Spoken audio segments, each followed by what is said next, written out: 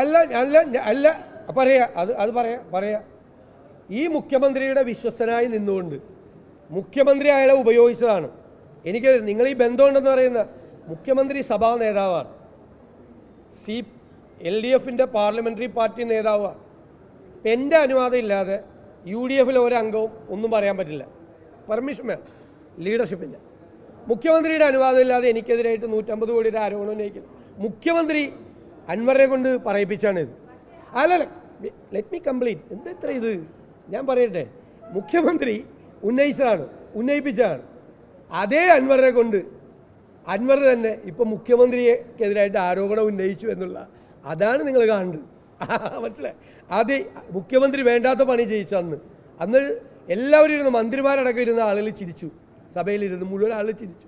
ഈ ആരോപണം 150 കോടിയുടെ ആരോപണം അതേ ആളെ കൊണ്ട് ഇപ്പോൾ മുഖ്യമന്ത്രിക്കെതിരായിട്ട് ആരോപണം ഉന്നയിച്ചു. അതാണ് കാലത്തിൻ്റെ കാവ്യനീതി എന്ന് പറയുന്നത്. ഞാൻ എപ്പോഴും പറയുന്നത് ഡയലുണ്ട്, കാലം കണക്ക് ചോദിക്കുമെന്ന്. മുഖ്യമന്ത്രിയോട് മുഖത്ത് നോക്കി നിയമസഭയിൽ പറഞ്ഞിട്ടുണ്ട്, കാലം നിങ്ങളുടെ മുഖത്ത് നോക്കി കണക്ക് ചോദിക്കുമെന്ന്. അതേ അൻവർ എനിക്കെതിരായി അസംബ്ലിയിൽ വില കുറച്ചൊരു ആരോപണം ഉന്നയിച്ച അൻവർ ഇന്ന് മുഖ്യമന്ത്രിക്കെതിരായി കേട്ടാൽ ഞെട്ടുന്ന ആരോപണങ്ങൾ ഉന്നയിക്കുക. എനിക്ക് മുഖ്യമന്ത്രിയോടാണ് നിങ്ങൾ ചോദിച്ച ചോദ്യം തിരിച്ചു ചോദിക്കാനുള്ളത്.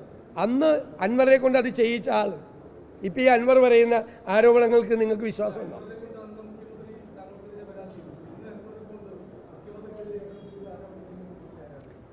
അത് പാർട്ടി തന്നെ അന്വേഷിച്ചത്. നിങ്ങൾ CPMൽ തന്നെ അന്വേഷിച്ചത്. നിങ്ങളൊരു കാര്യം വ്യക്തമാക്കുക, ഒന്നാം പിണറായി സർക്കാരിലെ പിണറായി വിജയനല്ല, രണ്ടാം പിണറായി സർക്കാരിലെ പിണറായി വിജയൻ. അന്ന് മുഖ്യമന്ത്രിക്കെതിരായിട്ടൊരു അഴിമതി ആരോപണം ആക്ഷേപമൊക്കെ വന്നപ്പോൾ മുഴുവൻ മന്ത്രിമാരും പാർട്ടി നേതാക്കളും ഒറ്റക്കെട്ടായിട്ട് കളത്തിലിറങ്ങി പ്രതിരോധിക്കുകയായിരുന്നു. ഇന്ന് ഒരാളെ മഷീട്ട് നോക്കിയിട്ട് പോയി കാണാനില്ല. ആ പാവ റിയാസ് അല്ലാതെ. ആ പാവ റിയാസ് എപ്പോഴും വന്ന് പ്രതിരോധിക്കുന്നുണ്ട്. ഞാൻ ഇല്ലയെന്ന് പറയില്ല. അല്ലാതെ ഒരാളെ കാണാൻ പോലും മഷീട്ട് നോക്കിയിട്ട് കാണാൻ മുഖ്യമന്ത്രിയെ പ്രതിരോധിക്കാൻ. എന്നിട്ട് മുഖ്യമന്ത്രി വന്ന് 1 മണിക്കൂർ 40 മിനിറ്റ് പത്രസമ്മേളനം നടത്തേണ്ടതാണ്. എന്നിട്ട് അദ്ദേഹം പറഞ്ഞു, ഇനി വല്ലതും പറഞ്ഞാൽ ഞാൻ ഇനിയും പറയും തിരിച്ച്. വേറെ ആരും പറയാനില്ലെങ്കിൽ ആ പാവം എന്ത് ചെയ്യും?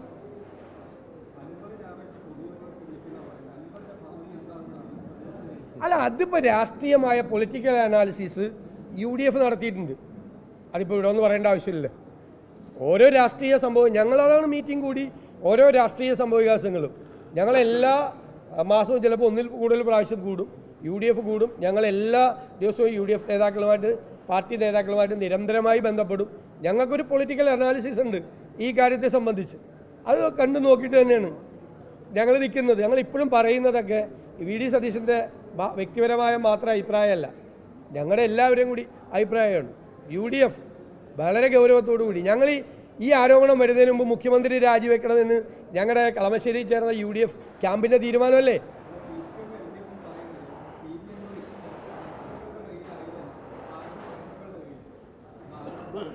അല്ല, എന്നാൽ പിന്നെ ഈ ഞങ്ങൾ പറഞ്ഞപ്പോൾ അന്വേഷിക്കാതിരുന്നത് അൻവർ പറഞ്ഞപ്പോൾ എന്തിനാണ് അന്വേഷിക്കാൻ പോയത്? ഞങ്ങൾ പറഞ്ഞ അതേ ആരോപണം ഞങ്ങൾ പറഞ്ഞപ്പോൾ അന്വേഷിച്ചില്ല. അൻവർ പറഞ്ഞപ്പോൾ അന്വേഷിക്കാൻ പോയതിന് പേടിച്ചിട്ടാണ്. അൻവറിന് ഭയമാണ് മുഖ്യമന്ത്രിക്ക്. മനസ്സിലായില്ലേ? സിമ്പിളാണ്, വളരെ ലളിതമാണ്. അല്ലെങ്കിൽ നിങ്ങൾ CPMൻ്റെ ഹിസ്റ്ററി നിങ്ങൾക്ക് എല്ലാവർക്കും അറിയാമല്ലോ. കമ്മ്യൂണിസ്റ്റ് മാർക്സിസ്റ്റ് പാർട്ടി കോൺഗ്രസ് പോലെയല്ല. അവരുടെ ഹിസ്റ്ററിയിൽ ഞാൻ നേരത്തെ പറഞ്ഞത് അവർക്കൊരു സ്ട്രക്ചറുണ്ട്, ഒരു ഘടനയുണ്ട്. കോൺഗ്രസിൻ്റെ നിന്ന് വ്യത്യസ്തമാണ്. കോൺഗ്രസിന് പോലും ഇങ്ങനെ ഒരാൾ വന്നിന്ന് നിരന്തരമായി പറഞ്ഞാൽ അഫോർഡ് ചെയ്യാൻ പറ്റില്ല. കോൺഗ്രസ് കുറച്ചുകൂടി ലിബറലാണ്, പറ്റില്ല. എന്നിട്ടൊരാൾ നിന്ന് 25 ദിവസമായി, മനസ്സിലായ, ഇങ്ങനെ മുഖ്യമന്ത്രിയെ വെല്ലുവിളിക്കുകയാണ്. എന്നിട്ട് അയാളെ തൊടാൻ പേടിയാണ്. അയാളാണ് ഇപ്പോൾ തീരുമാനിക്കുന്നത്, ഞാൻ പാർലമെൻ്ററി പാർട്ടി തുടരണോ, ഞാൻ ഇടതുമുന്നണിയിൽ തുടരണോ എന്ന് തീരുമാനം അയാളാണ്. ഈ ആളാണ് തീരുമാനിക്കുന്നത്. പാർട്ടി